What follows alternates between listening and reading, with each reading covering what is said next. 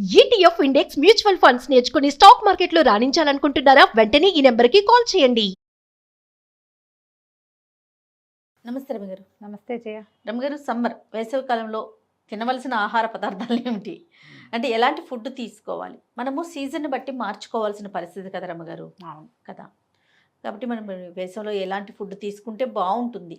Basic అన్నం అన్ని సీజన్స్లోనూ ఒకటే, వేడివేడి అన్నమా చల్లన్నమా అనేది తేడా. పొగలు సెగలు కక్కే ఆహార పదార్థాలు పెద్దగా తీసుకోవద్దు. Oil foods no fries, no deep fries, బజ్జీలు పునుకులు అలాంటివి వద్దు. ఉప్మాలు రవ కేసర్లు వద్దు. ఉప్మా అసలు వద్దు ఎండాకాలం, ఆయిల్ ఎక్కువ. అవును కదా, దోశలు తగ్గించుకోండి, హాయిగా ఇడ్లీ తినండి, మినపకుడుని తినండి, ఆయికుడు అంటాం కదా, ఆవిరి కుడువులు అలాంటివి తినచ్చు. గారెలు పూరీలు వడలు ఇవి తగ్గించండి. సాయంకాలం పూట పునుకులు వ్యవహారాలు కాకుండా చక్కగా ఫ్రెష్ తాటి ముంజలు అలాంటివి తినాలి. కొబ్బరి నీళ్ళు తీసుకోవాలి, కొబ్బరి తినచ్చు. కొంచెం నీటి కూరలు, ఎక్కువ ఆయిల్స్ వేయకుండా పలచగా ఉండేవి నీటి కూరలు. పెసరపప్పు ఎక్కువ తీసుకోవటం, వడదెబ్బ తగలకుండా. బియ్యపు రవ్వ జావలు పెసరపప్పుతో చేసుకునేవి, పలచగా కిచిడి లాంటివి చేసుకుంటాము. ఇవన్నీ వేడివేడిగా తినాలన్నది ఏం లేదు. కొంచెం చల్లబడిన ఆహారం తింటే ఒంటికి హాయిగా ఉంటుంది. ఇంకా కొంచెం సెగలు పొగలు కక్కుతున్నది తిన్నామనుకో, ఇంకా కొంచెం చెమట పోసి నిస్త్రాణ వస్తుంది, తిన్నది ఓపిక ఉండదు, నీరసం వస్తుంది. ఇక ఎట్లాగూ ఎండాకాలం కాబట్టి మామిడికాయతోటి చేసేటువంటి రకరకాల పదార్థాలు, మామిడికాయలు ఎక్కువ. అవును, చక్కగా మల్లెపూలు అవి పెట్టుకుంటూ ఉంటాం. ఆహారాల్లో భాగంగా పువ్వుల వాసన వస్తుంటే సంతోషంగా ఉంటుంది కదా. ఇది ఎలా అంటే ప్రతిసారి మనం సీజన్లు మార్పు వచ్చినప్పుడల్లా మనమేం మార్చుకోం, మనమేం అనం, ఆటోమేటిక్గా మారిపోతుంది. అబ్బా ఇంత వేడివేడి అన్నం ఎవడు తింటాడు, ఏదో చల్లగా అంత అన్నం పొద్దునే రాత్రి అన్నం ఉంటే ఒక గుప్పెడు అన్నం తింటే సరిపోతుంది. పులిహార్లు అవి తగ్గించండి, పులిహార్లు వద్దు. దాని బదులు దద్దోజనం బెస్ట్. అవును, పెరుగన్నం కలుపుకొని కొంచెం చిన్న తాలింపు వేసుకోకుండానో కాసిన ధాన్యం గింజలు వేసుకుని, 2 జామకాయ ముక్కలు వేసుకుని, లేదా 2 యాపిల్ ముక్కలు వేసుకుని, అరటిపండు ముక్కలు వేసుకునో పెరుగన్నం తింటే కడుపులో చల్ల కదలకుండా ఉంటుంది. మజ్జిగ అన్నం అలాంటివి పెంచుకుంటే బాగుంటుంది. ఈ చింతపండు వ్యవహారం కొంచెం తగ్గించుకుని మామిడికాయ పులుపుని యాడ్ చేసుకోండి. ఇప్పుడు రసం అది పెట్టుకున్నాం అనుకోండి రమ్మగారు, చింతపండుకు బదులు మామిడికాయ రసం, పచ్చి మామిడికాయ రసం చాలా బాగుంటుంది. మామిడికాయ చారు ఎలా చేసుకోవాలో మన ఛానల్లో ఉంది, వెతకండి. పచ్చి మామిడికాయ రసం బాగుంటుంది, హాయిగా ఉంటుంది అన్నంలో తినడానికి. తోతాపూరి మామిడికాయలు అయితే బెస్ట్. ఇప్పుడు వస్తాయి అంటారా? ఇంకొక 15 రోజులు పోతే వచ్చేస్తాయి. తర్వాత ఏమో కొంచెం జావలు తాగటం, బియ్యపు రవ్వ జావని, తర్వాత జొన్న గట్కని, తర్వాత రాగి మాల్ట్ మామూలుగా రాగిపిండి, పచ్చి రాగిపిండి అయినా సరే శుభ్రంగా ఉడకబెట్టుకోండి. నేను ఒక మంచి మెథడ్ చెప్తా. పచ్చిదే రాగిపిండి, మనం మాల్ట్ చేసింది కాదు, రాగులు పట్టించాం లేదా బజార్ నుంచి తెచ్చుకున్నాం రాగిపిండి, రాత్రి నీళ్ళల్లో పోసి కలిపి పక్కన పెట్టండి.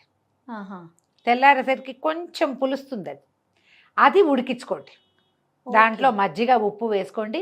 ఎక్సలెంట్గా ఉంటుంది, అద్భుతమైన probiotic, iron rich, copper rich, అది కాల్షియము చల్లగాను ఉంటుంది. సూపర్.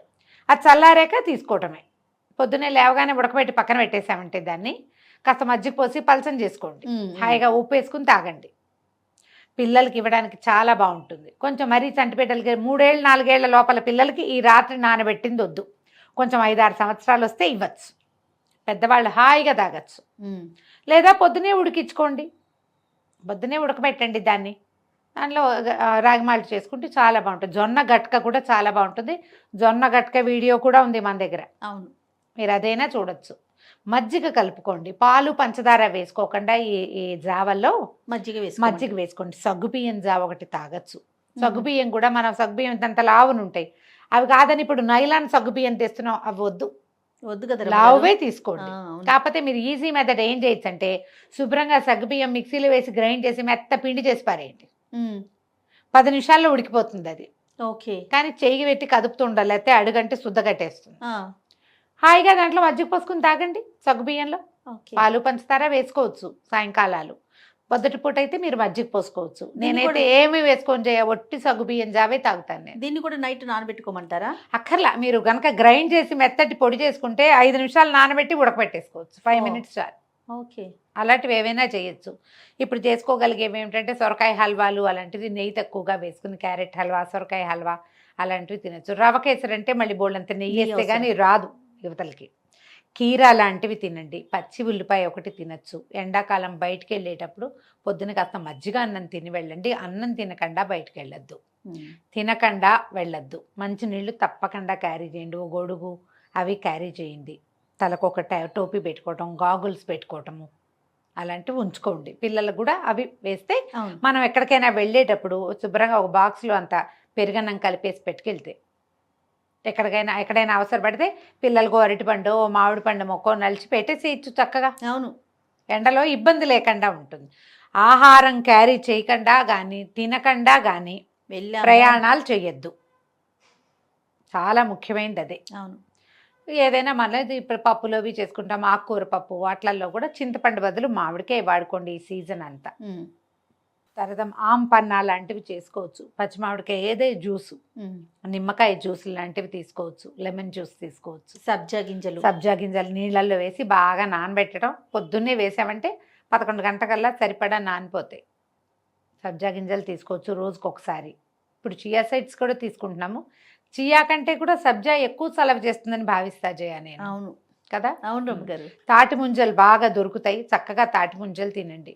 లేత కొబ్బరి తినచ్చు. ఇవన్నీ ఏంటంటే మనకి వడగొట్టకుండా ఎండ తాలూకు ఎఫెక్ట్ శరీరం మీద లేకుండా ఉంటాయి. ఒక మంచి కుండ కొనుక్కొచ్చి ఇంట్లో పెట్టుకోండి. ఫస్ట్ అది ముఖ్యంగా పెట్టుకోండి. కందిపప్పు కంటే పెసరపప్పు పెంచండి. పెసరపప్పు పలచగా చారులాగా చేసుకోవచ్చు. పెసరపప్పు చారు కూడా ఉంది మన దగ్గర. అవును. సూప్ లాగా కూడా ఇవ్వచ్చు కదా దాన్ని. ఈవినింగ్ సూప్ లాగా. ఇప్పుడు టమాటాలు అవి కూడా తక్కువకే వస్తాయి. ఆవకాయలు ఊరగాయలు పెట్టుకుంటాం కదా. ఆవకాయ అన్నం తిన్న రోజున దాంట్లో కొంచెం అంత వెన్నో మీగడో వేసుకోండి. మజ్జిగ అన్నం తప్పకుండా తినండి. ఈ ముంజలు తిన్న రోజున ఆవకాయ తింటే ముంజల వల్ల వచ్చే కడుపులో నొప్పి రాకుండా ఉంటుంది. కొంతమందికి సూట్ కాదు కదా. అవును. ఆవకాయ తినాలి. మామిడి పళ్ళు ఈ సీజన్లో ధారాళంగా దొరుకుతాయి. చక్కగా మామిడి పళ్ళు సీజన్లో దొరికినంత కాలము తినండి. మరీ పసిపిల్లలు ఉంటే కనుక ఖర్జూరాలు లాంటివి ఏమైనా కొట్టి, ఎండు ఖర్జూరం నీటిలో వేసామనుకో, ఆ నీళ్ళు ఇస్తే పిల్లలకి వడగొట్టకుండా ఉంటుంది. దాహం తీరుతుంది. సాధ్యమైనంత బయట తినద్దు. మీరు ఈ బయట ఫుడ్స్లో ఎక్కువగా ఆయిల్స్ ఉంటాయి. యూజ్డ్ ఆయిల్స్ ఉండే అవకాశం ఉంది. నిల్వ ఉండటం కోసం ఎక్కువసేపు ఉండటం కోసం ఆయిల్ ఎక్కువ పడుతుంది. ఆ నూనె కూడా వాళ్ళు యూజ్డ్ ఆయిల్ వేస్తారేమో మీకు తెలియదు.